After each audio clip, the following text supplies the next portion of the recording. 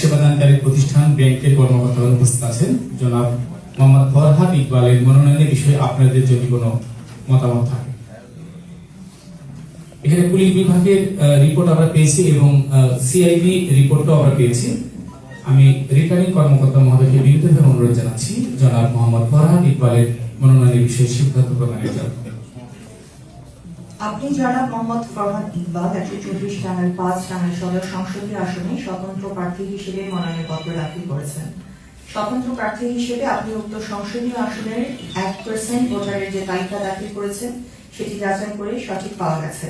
মনোনয়নপত্রের প্রস্তাবকারী, সমর্থনকারী ও প্রার্থী কর্তৃক পূরণীয় সকল তথ্য সঠিকভাবে পূরণ করায় ও মনোনয়নপত্রের সাথে দাখিলকৃত হলফনামা যথাযথ থাকায় এবং সেবাদানকারী প্রতিষ্ঠানের প্রতিনিধি, পুলিশের প্রতিনিধি, ব্যাংক কর্মকর্তা, কর কর্মকর্তার কেউ জনাব মোহাম্মদ ফরহাদ ইকবালের বিপক্ষে কোনো তথ্য মতামত উপস্থাপন করেনি। এমত অবস্থায় গণপ্রতিনিধিত্ব আদেশ 1972 অনুচ্ছেদ 14 বিধান অনুসারে আপনার মনোনয়নপত্রটি গ্রহণ করা হলো। আলহামদুলিল্লাহ।